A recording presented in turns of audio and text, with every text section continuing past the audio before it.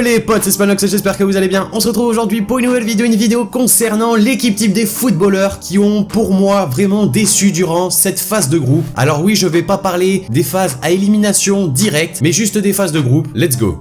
Premièrement, on a David De Gea, le gardien de Manchester United, mais aussi de la sélection espagnole. Alors quand on sait qu'il a fait une saison exceptionnelle avec le club des Mancuniens, on se dit que forcément ça allait être l'un des tout meilleurs, voire le meilleur gardien de cette Coupe du Monde 2018. En tout cas, pendant les phases de groupe, il a pas du tout été bon. Il a franchement fait beaucoup d'erreurs, surtout le match contre le Portugal, avec une erreur vraiment très importante et très grave pour l'Espagne face à la frappe de Cristiano Ronaldo. Après pareil, le match contre l'Iran et le Maroc, il a pas du tout été rassurant. Et c'est dommage pour l'Espagne puisqu'on sait qu'une nation, si elle veut remporter la Coupe du Monde, il lui faut un très grand gardien. Et en tout cas pour le moment, De Gea n'est pas du tout au top. On passe avec la ligne de défenseurs. Premièrement, j'ai mis Jérôme Boateng, le défenseur de la sélection allemande et du Bayern Munich. Alors c'est vrai que Jérôme Boateng, c'est vraiment un grand défenseur, on va pas se mentir. Mais durant les derniers matchs qu'il a pu faire avec l'Allemagne, c'était pas du tout ça. Il était vraiment très mou, très lent et pas du tout au top. Il se faisait facilement déborder par les attaquants adverses. On avait pu le voir avec les attaquants très vifs de l'équipe du Mexique. Mais Boateng était pas du tout dans sa Coupe du Monde et il a payé cher puisque l'Allemagne s'est fait sortir dès les phases de groupe. Pour l'accompagner, j'ai mis Sergio Ramos, et oui, le défenseur du Real Madrid. À l'image un peu de Jérôme Boateng, on a l'impression qu'il est pas forcément très concentré sur sa Coupe du Monde. C'est assez dommage puisqu'en effet, ça reste un des tout meilleurs défenseurs en Europe, voire même dans le monde. Et malheureusement, les derniers matchs qu'il a pu faire avec l'Espagne, ils étaient pas au top. Il a fait pas mal d'erreurs qui ont coûté des buts à la sélection espagnole. C'est pour ça qu'il intègre ce 11. Et le dernier défenseur, c'est Samuel Umtiti, le défenseur des Bleus. Alors, je voulais parler vraiment de ces deux premiers matchs, puisque contre le Danemark, c'est Kimpembe qui a joué. Donc sur les deux premiers matchs contre l'Australie et le Pérou, il n'a pas forcément été exceptionnel. Il a même créé un penalty qui était totalement justifié. Mais c'est vrai que plusieurs médias annonçaient qu'il avait une blessure qui le gênait énormément. Il sort d'une saison plutôt bonne avec le Barça. C'est pour ça qu'on comprenait pas forcément ses performances en Coupe du Monde. On passe au milieu de terrain avec premièrement Dele Alli, le joueur anglais. Il a fait que un seul match pour le moment en phase de groupe, donc le match d'ouverture de l'équipe d'Angleterre, et je l'ai trouvé pas forcément très bon. Il a été vraiment très lent, avec très peu d'impact et très peu de rythme mis sur le terrain et dans le jeu, puisqu'on sait que Dele Alli, c'est un joueur qui à Tottenham met énormément d'envie, qui grâce à sa vision de jeu, ses courses effrénées, il peut vraiment créer le danger, mais cette fois-ci il l'a pas vraiment fait avec l'Angleterre. On verra dans les prochains matchs. À ses côtés, un Français, Paul Pogba. Paul Pogba, c'est vrai que en France on lui en demande peut-être un peu trop, mais sur les premiers matchs on peut pas dire qu'il a été très bon. Le match contre l'Australie, c'est pas lui qui a marqué, donc le Paul Pogba qu'on a à la Juventus, on l'a pas retrouvé. D'ailleurs à Manchester United non plus. On espère qu'il se réveillera pour l'équipe de France, ça leur fera le plus grand bien. En milieu offensif, j'ai placé Mesut Özil, le joueur allemand. C'est vrai qu'à l'image de tous les joueurs allemands, Jérôme Boateng, voire Manuel Neuer, Thomas Müller, Mesut Özil a été vraiment en dessous de ses qualités et malheureusement ça a provoqué la chute de l'Allemagne dès les phases de poule. Özil, j'ai l'impression que plus ça va, plus son niveau de jeu diminue. Il a été exceptionnel au Real Madrid, ses premières saisons à Arsenal aussi. Après c'est vrai qu'il a énormément d'inconstance dans ses performances et là on a pu voir qu'avec la sélection allemande, il a pas été bon, il a pas du tout dirigé le jeu, il a pas mis sa patte gauche dans le schéma tactique allemand et ça c'est vu. Au poste de milieu droit, ailier droit, j'ai placé Lionel Messi. Malgré son match plutôt réussi contre le Nigeria qui a permis de qualifier l'Argentine pour les phases à élimination directe, Lionel Messi a été vraiment absent, invisible contre l'Islande et la Croatie, voire même contre le Nigeria au milieu du match. C'est dommage puisque j'ai pas forcément besoin de m'attarder sur Messi, c'est un grand joueur, on sait tous de quoi il est capable, mais c'est vrai qu'avec cette sélection argentine, il a vraiment du mal à la prendre sur ses épaules et à lui montrer le droit chemin. C'est assez compliqué. De l'autre côté, j'ai placé Ousmane Dembélé, son coéquipier au FC Barcelone. Et Ousmane Dembélé, également, il a du mal à se montrer en équipe de France. On peut voir quand même que Didier Deschamps lui donne pas mal d'opportunités. Il a fait rentrer en jeu à chaque fois. Il a été titulaire contre le Danemark, mais il n'a absolument rien apporté. Et c'est dommage puisqu'on sait également toutes les qualités qu'a Ousmane Dembélé et on sait tout ce qu'il pourrait apporter à cette équipe de France. Malheureusement, pour le moment, il est un peu bridé. Il ne se lâche pas et c'est dommage. Et on va terminer avec les deux attaquants. Premièrement, Robert Lewandowski, l'attaquant polonais. Alors Lewandowski, un peu à l'image de sa sélection polonaise, il a pas réussi à sortir la tête de l'eau. On peut pas dire non plus que la Pologne, à l'image de sélection où il y a qu'un seul bon joueur, un peu comme l'Égypte avec Salah, on peut pas dire que la Pologne avait vraiment que Lewandowski puisqu'il y avait d'autres joueurs comme Krychowiak. Malgré ses performances très en dessous du côté du Paris Saint-Germain, ça reste quand même un milieu de terrain avec une belle qualité technique. D'autres joueurs également sur les côtés qui pouvaient apporter le surnombre. Mais Lewandowski en tout cas a été muet, il a pas réussi à inscrire de but décisif pour la Pologne et ils se sont fait sortir au premier tour. Et le dernier joueur de la vidéo c'est Antoine Griezmann, un peu à l'image de Paul Pogba, peut-être qu'on lui en demande un peu trop, mais quand on a vu ses performances à l'Euro 2016 et quand on voit les performances qu'il a actuellement en Coupe du Monde, c'est compliqué de comparer puisqu'il est vraiment très